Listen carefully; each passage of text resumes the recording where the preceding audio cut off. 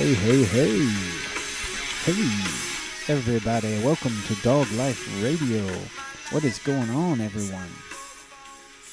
Hopefully everything is doing fine, because everything is fine up in here. I am your host, Rasta Giugio. Welcome, welcome. All are welcome. So happy to see you. You look great. We should do this more often.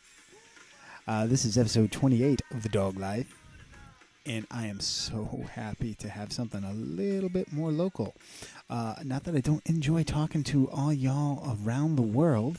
My peeps out in Italy and in Australia, down under. How you doing, Thomas? Hopefully everything's going great. But today I get the chance to talk to somebody a bit more in the northeast of the United States. His name is Sean Burke. He is a retired, independent, professional wrestler. Fantastic conversation had with him. FLEX RUMBLECRUNCH, you may know him better as solo and tag team artist up here. Anyway, but before I get into that, I do have a couple of house cleaning items. And as per usual, today's episode is being powered by the strongest coffee on the market, Death Wish Coffee. Now, I've said it before and I'm going to say it again. It is some damn good coffee. Blows the doors off any of that Dunkin' Donuts crap that you may be sipping on right now. Telling you, life is too short for crappy coffee. Give their stuff a shot. They have got two different roasts that I highly recommend. Organic and fair trade. Does mean a lot to me. Hopefully it means a lot to you. They've got a smoother, more mild blend called the Valhalla Java or Odin Force. And then they also have their flagship called, yes, Death Wish Coffee. Check them out at deathwishcoffee.com. Fantastic stuff. Love it. And they are a friend of the podcast and sponsor. So please show them some love. You won't regret it. Believe me. Next up on the house cleaning checklist, if you will. There it is. I have just wanted to throw a shout out to a fantastic podcast that I've been listening to a lot lately. It's called The Strength Squad. Episode number 79, particularly fantastic. All about testosterone, low testosterone levels. That is a huge hot topic in today's with the world of health and fitness. Give that one a listen to. I am sure you are going to enjoy it. So, Strength Squad. Check them out. Whoa, how did we get on this podcast? I'm not sure, but I like it here. It's pretty great, but we should probably tell everyone about our own podcast, Fueled by Deathcast. Hell yeah. Comes out every Thursday from the Death Wish Coffee Company, the world's strongest coffee. Every week you can hear me, the Incredible Jeff. And me, the amazing D-Man. And we talk about new science discoveries, breaking news from Death Wish Coffee, and we welcome a special guest from rock stars to astronauts and ask them all the question, what fuels you? The podcast is available right on deathwishcoffee.com and wherever podcasts are found, including iTunes, Google Music, Stitcher, and more. Plus, you can now watch it live on the Death Wish Coffee Company page on Facebook and watch all our videos over on YouTube. All right. Now you know all about Fueled by Deathcast and how you can listen to it. But first, let's finish this podcast. Let's get back to the show. Yeah, and how about that? Before we get back to the show, though, one last item. Now, I am sure you're well aware that we are available on Spotify and iTunes, Google Play, Overcast, Undercast, all that stuff. So wherever you do listen to us, I am asking you, show a little love to the show. Follow us, drop us a review. It is the best way for others to find this fantastic podcast. Drop me a line at Dog Life Radio. All areas of social media. We're Dog Life Radio on Instagram, Twitter, as well as Facebook and YouTube. DogLifeRadio@yahoo.com. Now, on with the show. All right, Sean, we're rolling. The tape is going. Cool. So thank you so much, Sean Burke, or better known as FLEX RUMBLECRUNCH. Thank you so much for joining Dog Life Radio. It's a pleasure. Happy to be here. All right, awesome. So let's just jump right in. Flex, or do you go by Sean these days? It doesn't matter. It depends on who's listening, I guess, right? I guess, huh? Well, I'll probably alternate back and forth. So, Sean, Why don't you tell us a little bit about how you got into wrestling in the ring, and we'll jump into that because, like I was saying before, I loved. I was always a huge fan of wrestling. I think most people were at one point in their life, and to actually get in the ring has got to be a really pretty cool story. Yeah, no, so you're exactly right. I was I think I started watching wrestling when I was 6 years old. My grandfather got me hooked on it, and I just never, even as we got older, when I was in like junior high and stuff, it was in the late 90s, it was a real big deal, but got into high school, kind of faded away a little bit, and it never did for me. So it was always kind of my guilty pleasure, I guess. And I was big into football. Football was my first love, and I had always kind of envisioned myself getting to the NFL and then doing like a Lawrence Taylor thing and wrestling one match or something like that when once I was retired.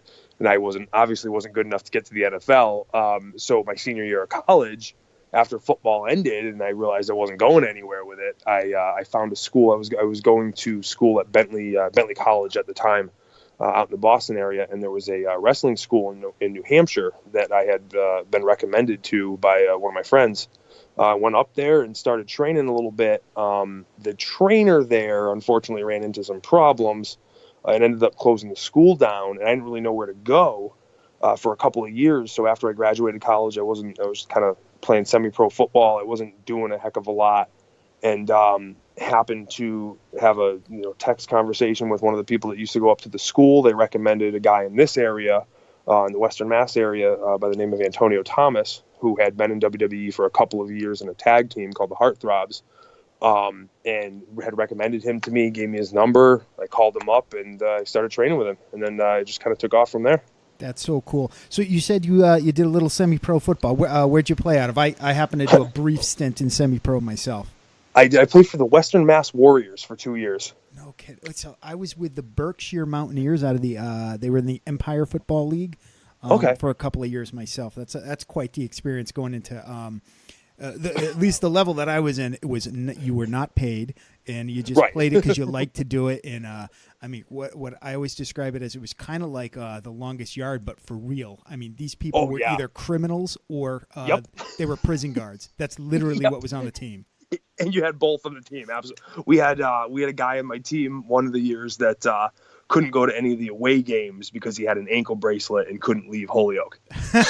I mean, it was amazing. It was so much fun though. It was so much fun because it was just like, I played Division II football, and obviously, it's very regimented and very strict and everything. And this was just kind of like just fun.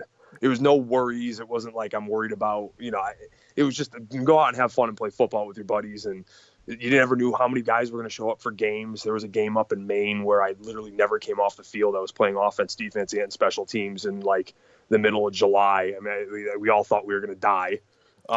But it was fun. It was, I love that. I love that. It's something I contemplate going back and doing again to this day, but I don't know. I don't know if it'll ever happen or not. That's a good one. I mean, I absolutely agree. I like the way you described it, because it's like when you go, I didn't play in college. At the time I was in college, that's when I was doing the semi-pro. But yeah, I definitely liken it to, it's almost like a slightly more organized pickup game.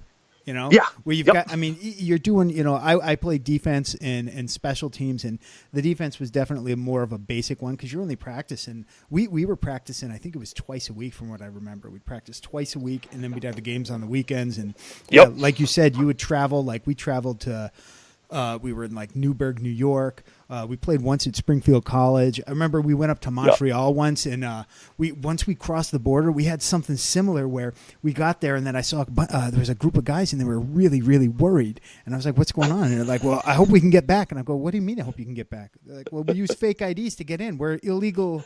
They weren't residents of the U.S." And I was like, "Oh my God, why did you even show up for the game, man?" And that is absolutely, that's it in a nutshell. It's wonderful and how weird it is. Yes, it is. It's funny how it kind of translates, I guess. Yep. So I digress. When you were saying that, I was like, oh man, I wonder how his experience was in comparison to mine. Sounds similar. Sounds the same. Yep. All right. So from there you jump into the ring. Now I totally live by the saying of everybody was a fan at one point in their life. Every little kid Yep. watches it, and it's varies on how much, how deep they go. I went very deep. I went really deep. I was a huge fan for a long, long time. Now, when you jumped in, when did you feel like holy crap, I'm actually doing it, and I'm feeling like I made it? Not I'm not like headlining WrestleMania, but I'm here and I'm doing it.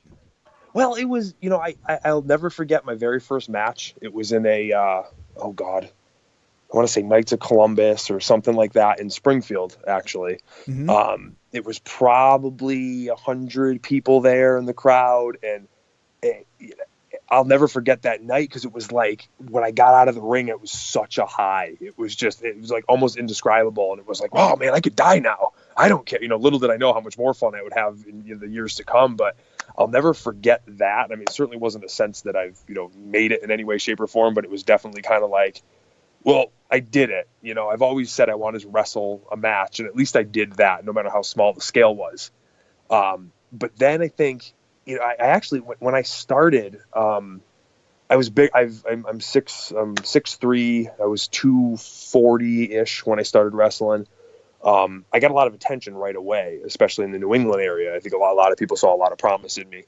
And I kind of had like one of those, like I got a lot of attention right away. It was doing very well. And then I just kind of went into a lull for literally, I think about 2 years. And I don't know if I was subconsciously complacent. I don't really know what happened, but I didn't really develop my character well.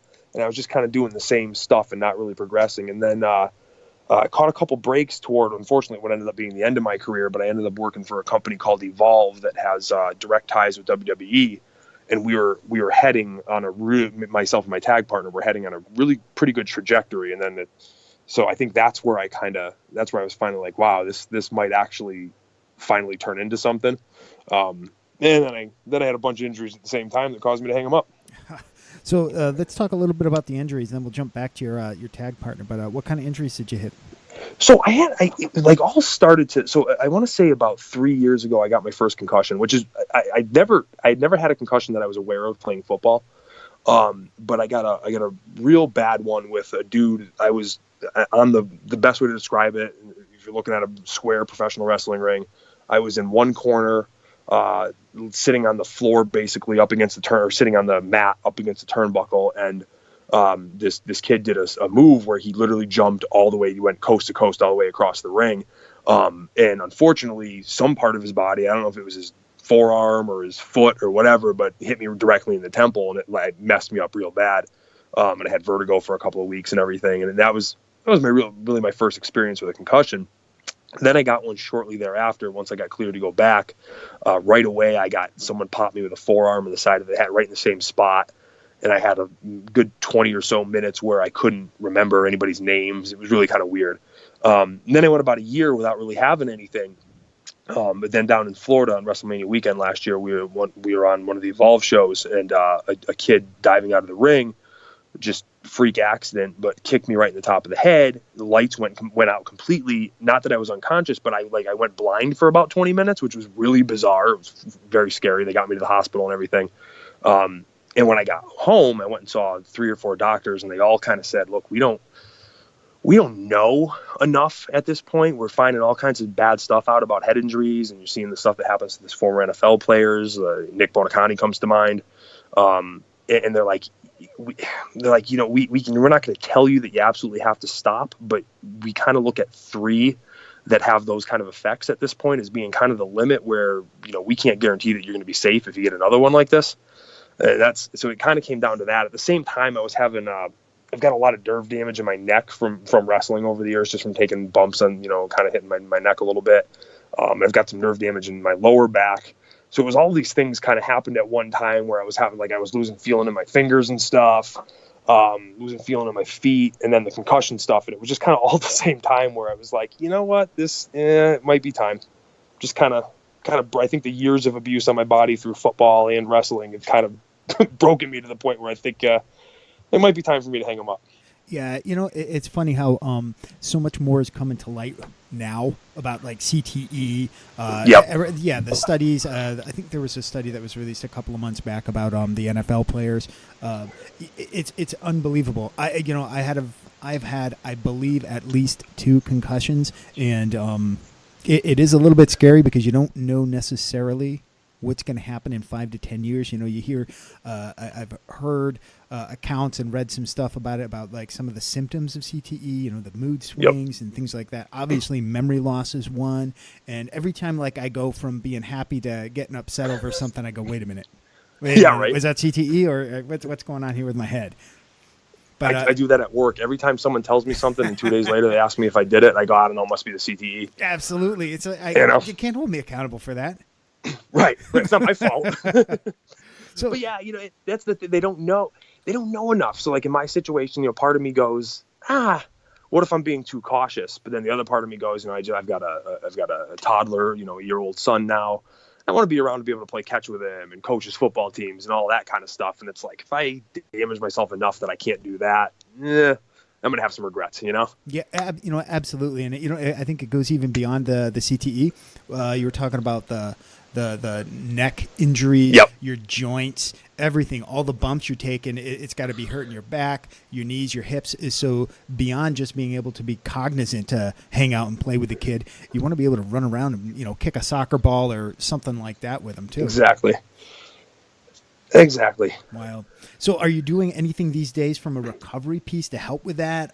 Just to, you know, I don't want to say preventative because it kind of implies you know it's going to come, but take it from an older guy. So, something's going to happen. You're going to get achy, and you know, you're going to have to get that foam roller out a lot more frequent. Yep. You're going to have to implement yoga into the workout instead of maybe all of the CrossFit or the powerlifting, and you know that max deadlift might not come as frequently as it used to. That's what I got to do. I got to start doing yoga. I haven't. I just like, it's one of those things where I'm like, I'm going to prioritize getting in the gym and lifting and everything over that. But at some point I need to start doing that because I'm definitely at that point where there's days where it's tough to get out of bed. Man. Like, it's like, it's mostly just that I've never stretched properly. Even when I was playing football, it was the biggest thing that I always ignored. I never stretched properly. And that's, if I have one regret through my athletic career, that's probably it. It's like, I probably didn't prepare my body that, you know, I was so gung-ho on just getting in the gym all the time. I didn't do the other kind of prehab type stuff I should have been doing. That's probably why my body broke so quickly. You know? I think people, my generation, I'm 44 years old, absolutely agree with everything you said. I've been doing yoga for a handful of years now, not as much lately as I want, but I get to it maybe once a week. But it's like, I'd rather lift weights because I like that. It's more fun.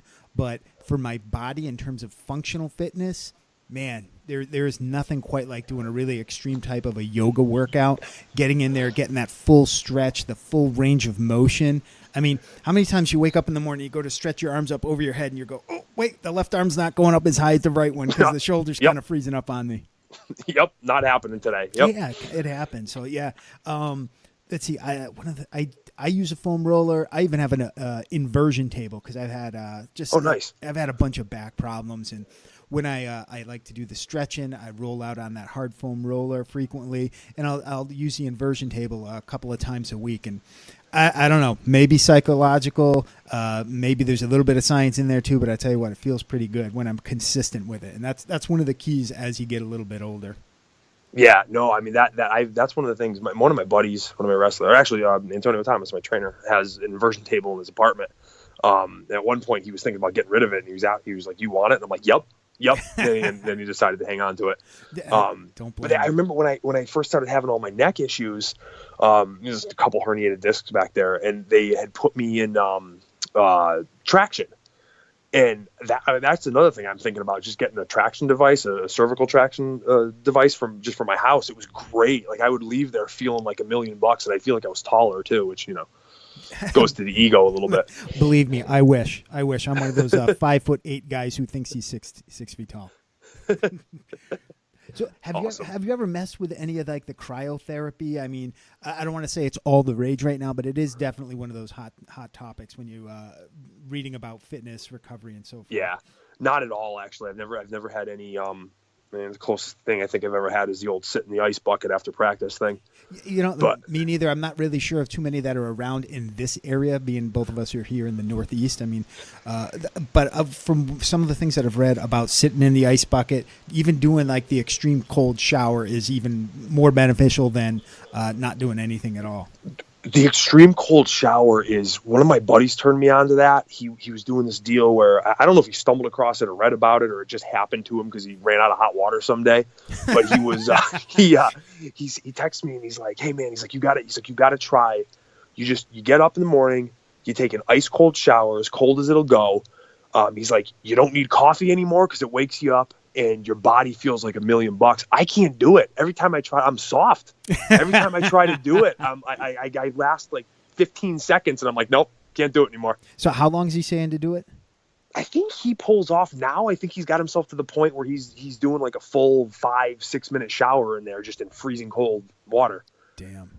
Yeah, I can't get past 30 seconds. I don't know. I give it a shot. Just everything, from my chiropractors and everybody have always told me that ice is better than heat when you get like those muscles. It's all the inflammation, and you're trying to cool and calm everything down. So I get it. I'll give it a shot. I don't know, man. I'm telling you, it's intense. I can't do it. I'm too soft. I'm not giving up my coffee either.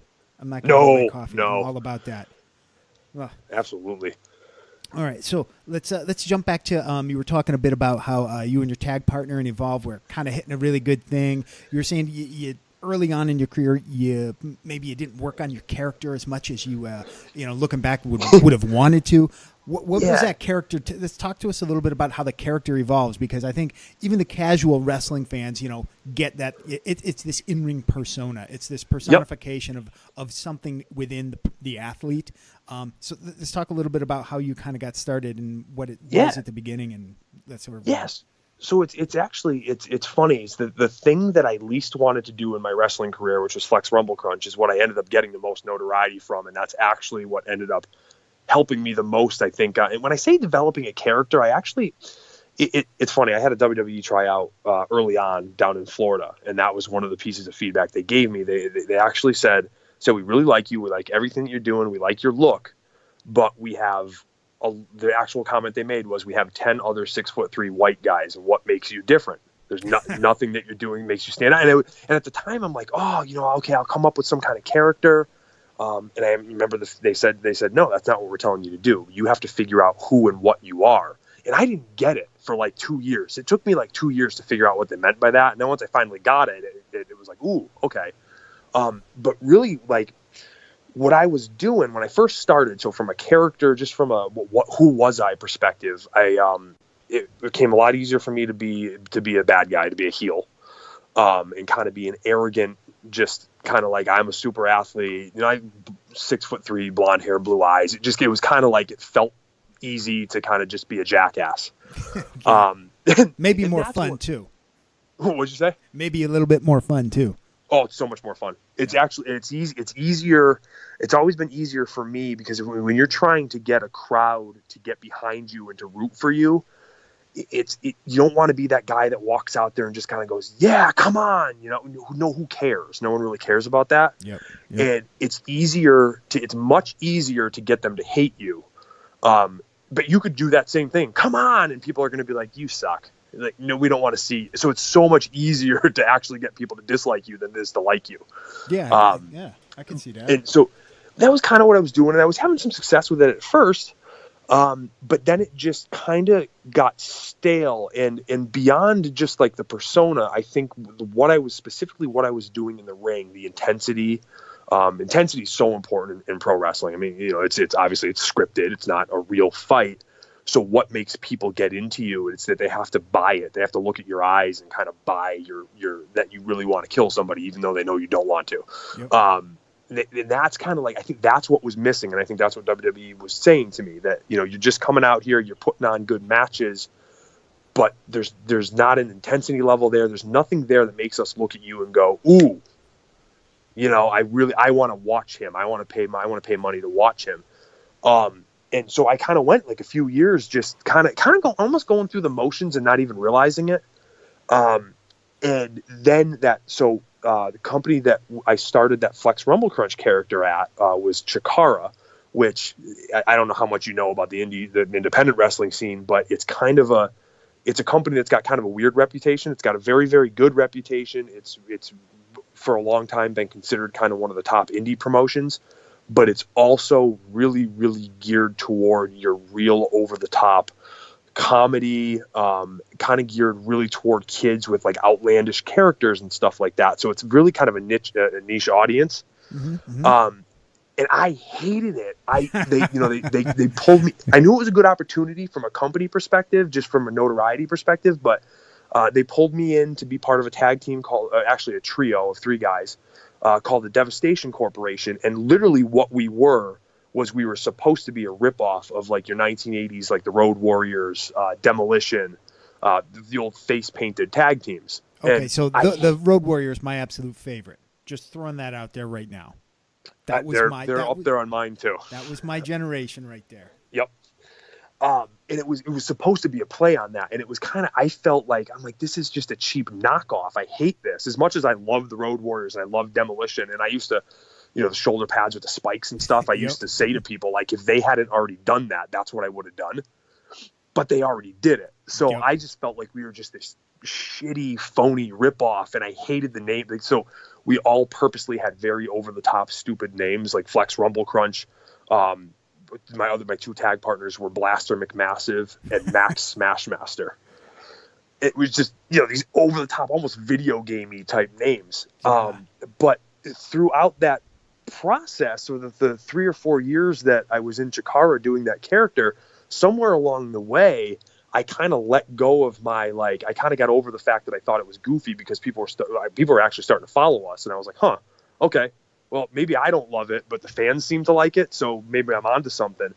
And then somewhere in that, I was like, all right, well, who is Flex Rumblecrunch? What is he? And I kind of start thinking about, so what am I? Or what was I? I was a football player. I was very intense on the football field. So you think about like a Michael Strahan getting a sack or something like that. What's that reaction like? And I would start doing things like that. Like when I would hit a big move, I'd do like not necessarily a full sack dance, but you kind of react emotionally like I had just sacked a quarterback.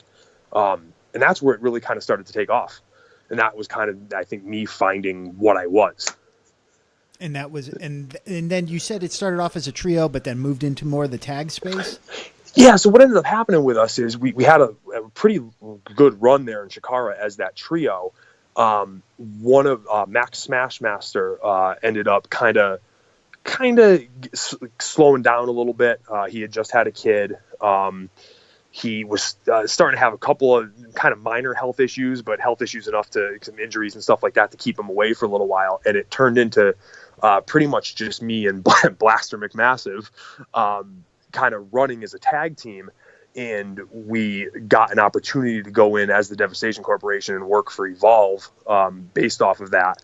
And then the promoter there decided after that he wanted to bring us in and turn us into his own thing. And we ended up, for a short time, because of my injuries, being a team called the Gatekeepers, which was actually kind of fun. We came out in dress, completely different from what we did as DevCorp with the face paint and everything. We came out in dress pants. We were basically like hitmen. And we were, we had Ethan Page, who was one of his bigger guys at the time. We were essentially his bodyguards, and got to work a bunch of matches and everything as a tag team there. So that was, the DevCorp, the Flex Rumble-Crunch and all that directly led to that. And then, that's kind of where it went. That's so cool. So when you were talking about your time at that tryout with the WWE, and they were saying, hey, we've got a whole stable full of guys who are blonde haired, blue eyed, and who are 6'3". What time frame was that? 2013. It was September of 13 that I was down there. Okay. I'm just thinking in frame of reference of when the WWE kind of went through their attitude era, when they had nobody was 6'3". Everybody was 6.5 to 7 feet tall, and they were all and they were 300 pounds. They were enormous. And then they shifted out of that, and I'm not exactly sure, but I think what did they get into like the PG era where they were a little bit more athletic, and not that 6'3" is small, but I guess when you're comparing to your smallest guys are I'm thinking about big sexy Kevin Nash at like almost 7 feet tall, 300 pounds. So he's actually. I'm in my basement right now looking at a Kevin Nash autograph poster that I have in my basement. He was as a kid. So Hulk Hogan was my first favorite. The Undertaker, Bret Hart. So those are my three of my big guys that I loved. But Kevin Nash as Diesel was he became champion when I was 10 years old, really in the prime of me loving it. So he was always a huge favorite of mine. And 2 years ago, I got a chance to work with him twice, 2 nights in a row, which was freaking awesome. But to your point of like, and I'm usually on shows now with the way guys are, I'm usually, if not the biggest guy in the show, I was usually, one of the 3 biggest guys in the show. And then looking up at him, I mean, he's legitimately 6'11", 7 feet. And it was just like, wow, God, it was a different era, Yeah, it's funny because, when you mentioned Diesel, that was the character I remember, and that's when I liked him too. I was like, yeah, he's badass. And he was that same bodyguard type of guy. Yep.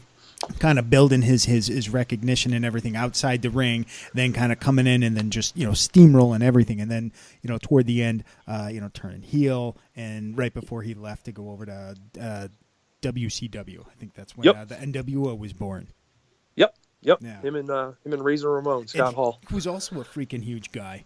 But yeah, he is now. I think he's shrunk a little bit over the years. So these guys, like, Nash doesn't do as many shows now. He just had a couple of he had a shoulder surgery right after I worked with him, and then he had a couple knee surgeries. But Scott Hall was always with him at shows, not wrestling. I think he's shrunk a little bit. I'm eye to eye with Scott Hall, and that's where I kind of go, okay, all right. I don't know if he was always that height, though. I think he might have been. I think he at one point was legitimately about 6'5". Yeah, you got to figure the compression of the discs and stuff over the years, Well, Hogan too. I've never done anything professionally with Hogan, but I had a cool opportunity at one of my fellow wrestlers worked at ESPN doing camera work and stuff for a couple of the shows. I think Sports Nation was the one that he worked on primarily. And they had brought Hulk Hogan in to promote when he was with TNA. They brought him in to promote one of their pay-per-views, and he was on a bunch of the shows, and Sports Nation was one of them. So my buddy called me up, knew I was a huge Hogan fan, and he asked me if I just wanted to come down and meet him. And I had a chance to, kind of talk to him very briefly, but talk to him for probably 2 minutes or so. And I was like, wow, I'm eye to eye with Hulk Hogan. They used to build him at 6'7". Now, I don't know if he was ever 6'7", but I also think he's shrunk significantly over the years. He's had a couple back fusions, I think, and it's kind of like, it's like, wow, he's so big though, so thick still, even at his age now, Yeah, I was gonna say, I think they built him over 300 pounds. I thought. And he might have been. And he could have been. He was enormous. He was so thick. I remember hearing some interviews with Scott Hall. I think he was on maybe he was on Steve Austin's podcast, and they were talking about how when he was much younger and some of the different characters he had, I think he may have had some kind of cowboy type of a character, something along those lines. Cowboy Scott Hall. Yeah, that was one of his first ones. Yep. And he was huge, and he was saying how he was just absolutely yoked and on, every vitamin in the shop kind of a thing. It's like, all right, okay, we get it. And, it's like you had these cracks in the facade of professional wrestling where, okay, the outcomes may be scripted, but we do know and recognize that these are professional athletes. They're taking serious bumps. They're doing some really cool things. And then the next crack was like all of the, all the vitamins in the shop kind of. I was like, man. Yep. I mean, it's interesting what it's become today too, because it is exactly like you said. The size of the athlete is nowhere near what it was certainly the 80s they were huge, but it's turned into this more extreme athletic kind of thing, and that's what the crowds are really going after. So like in recent years, a guy like Bryan Danielson, who wrestled in WWE, is Daniel Bryan. Yep. I think he might be 5'10", and was over more than anybody else on the roster until he started having all kinds of neck problems. But he was super athletic, high flying type of style and everything, and that's really what it's become. So now it's kind of like if you can find a guy. There's actually a kid that came up through New England, worked for Ring of Honor, that just recently, in the last 6 months, a year or so, got signed by WWE by the name of Donovan Dijak, who is an inch or two taller than me and can do moonsaults and all kinds of flippy-do stuff. And I think like a kid like that, he can do everything athletically that fans want to see now, and he has the size that like Vince McMahon is looking for. I think the sky's going to be the limit for him. I think you hit it right in that sweet spot where you're not looking at these 7-foot giants who are, just awesome to see, like the sheer size and magnitude, the immovable object. I got it. But they, generally speaking, they're not exactly the most mobile guys around. Right. But then you got the super duper high flyers, and you got that balance in between. the thing that I've noticed as I kind of dip in and out of watching the WWE, now what I've noticed is you still have guys and gals. The guys they're still in great shape, but you're not seeing that super ridiculous He-Man action figure physique on everyone. You do have a couple of guys here and there who are all chiseled up with the abs, but back in the day they were like those 6.5 to 7 feet tall, and I remember Sid Vicious. Remember Sid Vicious? Oh God, he was one of my favorites. He was absolutely enormous, and he was friggin' chiseled too. He's one of the biggest human beings I've ever. I've never actually met him in person, but just on camera, the traps and his shit, like enormous. Yeah. And when you factor in the fact that he literally, I think, was probably 6'9" or 6'10", like. Yep. That's not the kind of dude you want to meet in an alley. No way, man. It's just like that big and that like ripped up. You go back. There's a bunch of them in that space, but I mean, you're seeing more real people. Plus, I think there's, obviously, I think what was it in the late '80s when the WWF at that time had their whole stint with steroids, and I think Vince and Hulk and everybody were like on trial and not so on trial, and I don't know. It's a private company, so I kind of don't understand how the government got involved in that one myself. But I don't either. But really yeah, sure. that definitely changed. What came out of that was a guy like Bret Hart who, in reality, is actually 6'1", so it's not like he's a short guy. But for that time, Bret Hart was a borderline midget when you're thinking about Hogan and Sid and guys like that. But what came out of that was a guy like Bret Hart becoming the world champion and kind of the style changing. It turned more into a wrestling-based thing than a show, per se. Oh, no, absolutely. And I think to this day they still say, at least on paper, that the WWE does have a drug testing policy of some sort.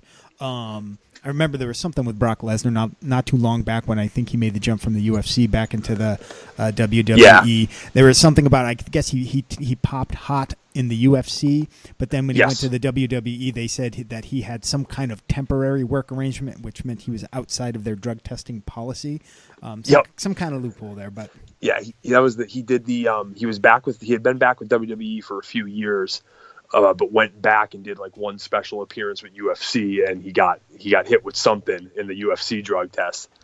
And then the next night was on Raw. So popping hot against UFC. I think he fought a guy named Mark Hunt, and I think that was crap. I think they knew he was going to test, and that was just a bunch of bullshit. They just wanted the ratings. But then him going on and doing taking part in the show on Raw, I'm fine with that. I don't have any issue with that. I don't understand why anybody would have an issue.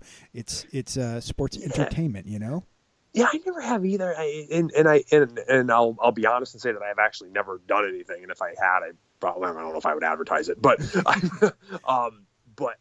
I've never. I feel the same way. I'm like, it's not a. I know guys that have done stuff. I have absolutely zero issue with it. I don't. I think it's different than if you're. And I don't even, and to be honest with you, I feel that probably 90% of guys in the NFL are on growth hormone or something like that. Oh, absolutely. Guaranteed. It doesn't bother me. It really doesn't bother me at all, but I can see having more of an issue with it in like, baseball or football or something like that than, Vince McMahon, whoever's in charge, is very open about the fact that this is not actually a competitive sport in that sense. Yes, it's athletic, but it's athletic. I mean, they call it World Wrestling Entertainment. So I don't understand. It's like people looking at in my mind, it's like looking at the World Bodybuilding Federation and saying, oh God, those guys are they drug tested? No. Again, who cares? At this point, I mean, aside from the legality versus the illegal aspect of the steroids or the HGH or whatever, I mean, but even now you can get on all different types of testosterone replacement therapies and all that kind of stuff. So legalities aside, who cares? The only space that I think it gets a little bit dicey where you would want to make sure that you're pretty well tested is in combat sports, Yeah. You get into a ring or a cage or something like that where somebody can get actually physically hurt because I'm all juiced up and you're not. I mean, as far as if, whomever, anybody on the roster today wants to go ahead and do a couple of cycles to look a little nicer, that's fine. It's all part of the show. You can't tell me that Triple H wasn't taking every vitamin on the shelf.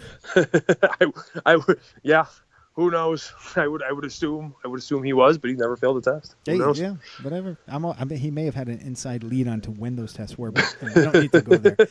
I can imagine, right? Yeah, I'm going to ask you a question about. Okay, Yeah. so you said you never took any, and and the thought is, I bet you are not the only one who has gone through the indies and did the very best that they could, and whatever happened, like yours was a series of injuries.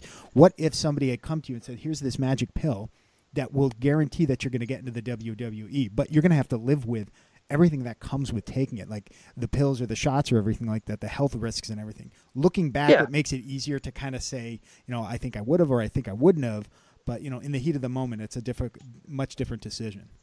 No, I'll be honest with you. I mean, I think your outlook changed. So I've always struggled with. I've never had a problem. Like I said, I've never had a problem with it. I've never condemned anybody. I have no problem with Mark McGuire or Sammy Sosa. Like I've never condemned anybody that's done any of that stuff. And there's always been the temptation there to do it. I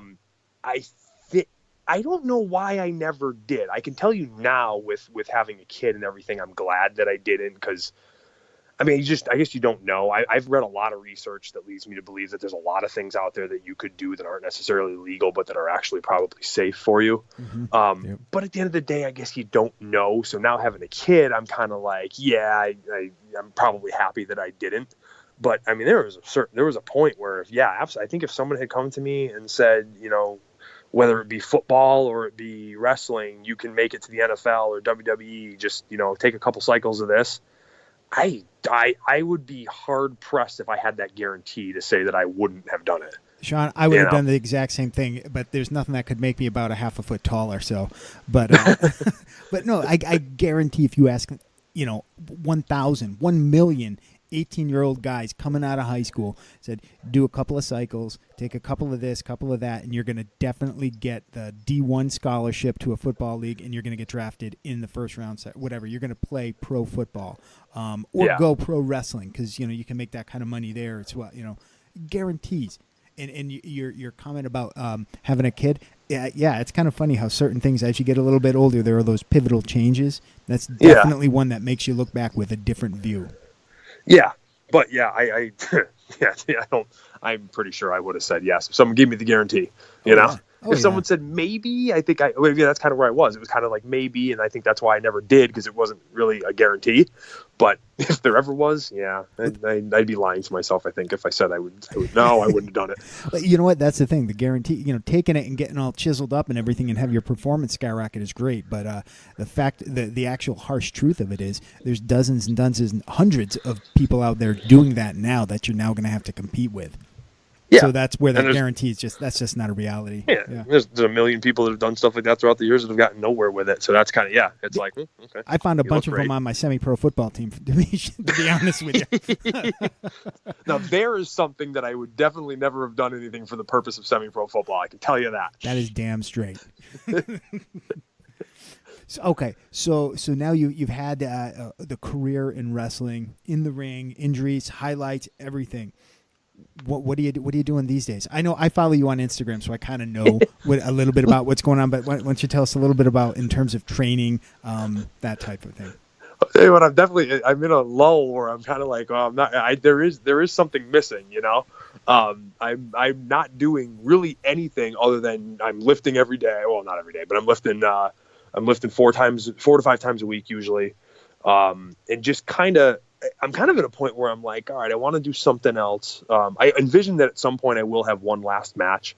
I don't really know when that's going to happen. But I kind of want to be able, the one thing I didn't really have was that opportunity to kind of go out on my own terms.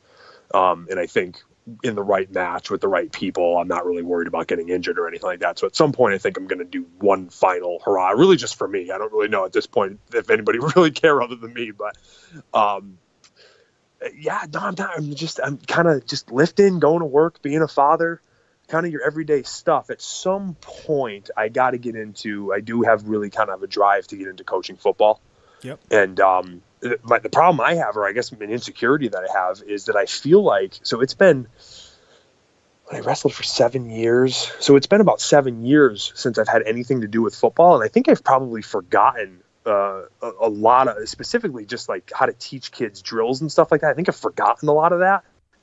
So I almost feel like I have to figure out how to re-educate myself on football in general before I would feel confident in my ability to coach people. But I'd really like to get into coaching high school football.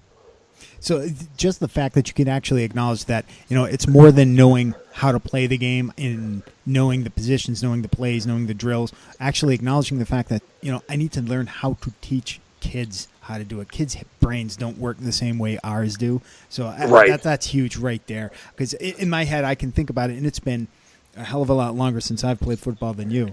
But I feel like, in my head, I still remember, my accountabilities as an inside linebacker, as on the kickoff team, even back to my high school days when I was playing guard and tackle on a very small offensive line, mind you. I was the big guy. I think I was when I was a senior, I played right tackle, which is like your jumbo guy, and I was probably tipping the scales at about $180, $185. Wow. So, it was a small school, but I can still remember the plays. I can still remember the different kind of blocks and the flips and everything with it. Being able to kind of translate that to kids, that's a huge one. They just think differently. Yeah, and I kind of I feel the exact same way. Like if you put me out on a football field and gave me assignments, I'd be fine myself. But just teaching a kid or teaching a defensive lineman how to properly rip, how to properly do a swim move and stuff like that. It's all stuff that I know will come back to me, and I can do it myself in a second. But the actual teaching of it, I'm kind of I forgot some of the drills that we used to go through. I forgot a lot of the just the repetitive stuff you do at the beginning of practice, or hitting a sled and proper form and stuff. A sled. Okay, everybody did. Yeah, it blows you up. Yeah, that's awful. But yeah, so I don't want to do kid. The one thing, even you think about the youth level, and I will never. I'll always praise any father that wants to get out there and volunteer his time to coach kids. Baseball, football, basketball, soccer, hockey, whatever it is. But I've always felt, and this is probably because my dad was a very good coach, that there is a point where if you aren't doing it right, you're doing those kids a disservice that they may not be able to grow out of. So I that's where my head's at. I feel like right now I would actually be doing kids a disservice. So I got to figure that stuff out before I get back into it. One of the things I think you're going to bring to it when you do get there is the stuff we were talking about before. I wish I did yoga when I was younger, right? Not necessarily saying you're going to bring yoga into the football practices, but think about all those drills that you used to do that are just horrible. Like I remember doing Oklahomas. Remember Oklahomas? Oh, yeah. So for anybody who's listening who doesn't know what an Oklahoma is, you got two guys who are looking right at each other a couple of yards apart, and then they turn their backs to each other and lay down. Throw the ball in the middle. One guy's got to pick it up and scoop it, or they just slam into each other. And they blow the whistle, and you just smash. And that's the drill, and you just keep doing it. You think about it, it's great from a agility to kind of flip over, get up and run, and that type of a thing, and your quick reactions. But it's really unnecessary to even do that type of a hit at that point. It could, because it's really not going to happen. And I think about bringing more functional based type drills into the game. It could help them take away from a bunch of the hits during the practice that you don't need unnecessary hitting. It's like taking a big chunk of sparring out of your fight camp and whatnot. No need for it. Yeah, and I think we've come. I mean, I'll be honest. I'm old school, and I very much, you throw me out there in the mud and have everybody in the team hit me, and I still want to be the last man standing and everything. But the reality of it is, the more we learn about the body and what the body can handle and how to keep it healthy and everything, you're absolutely right. I think there's definitely got to be more of a happy medium. Well, I do think we've gone a little bit too far probably with no contact whatsoever, but I think there has to be kind of a happy medium there somewhere, and I don't know what it is. But yeah, I don't know either. And it's like you got to think tackles. That's a big part of the game, so you got to practice it. You have to, yeah, and that's like. One of my biggest fears in life, and I think this is what I know this is from being a football player, was always the risk of paralysis. Yeah. And if you are not drilled on how to properly tackle and how, not ducking your head and how to properly wrap up, that's one of the things. I think you can walk through that kind of stuff, and you should walk through it a million times. But at some point, I feel like you've got to kind of get going a little bit faster and be doing it properly to really fully understand it, so that you don't, that first time in a live situation, you don't come flying at that running back, duck your head, and never walk again. Absolutely. Absolutely. I think, honestly, I think it's like you can gear it toward the balance of doing enough drills, like full speed drills to point of contact on tackle, blocking and whatnot. You do a lot more practicing on your pads and things like that. A lot of half-speed footwork types of thing, because I'm a huge proponent of the game. Like, you need to know the game. You need to know where you need to be versus being able to muscle it. Because candidly, when you're especially when you're talking about high school, how many kids out there are going to be able to live off of like pure insane athletic ability? Maybe a couple of them on a team. The rest of them, you got to make sure their mental game is there. And if they can outthink and outwork the team, then you're going to be there. Yep. Yeah, you're right. It's usually it's usually like you got 2 super athletes on every team. That's usually about the limit. Yeah. And then you got a bunch of regular kids. Yeah, except for, I guess, maybe in Florida or Texas, where they're just loaded. It's a different breed. Different breed down there. Definitely. Hey, so I am keeping an eye on the clock. I do know that you have a very important date coming up in a couple of minutes. You need to tuck somebody in. So I want to be yes, I do. I want to be very conscious of your time. I appreciate you taking the time to sit down and talk with me about pretty much a whole bunch of different things. This went all over the place, but it was a great talk. Absolutely, man. Thank you. Thank you for having me. I appreciate it. No problem. So Sean Burke is at RumbleFlex on Instagram. Yep. Follow him. It is a fun page to follow. And once again, thanks again for joining me. Absolutely. Thank you very much.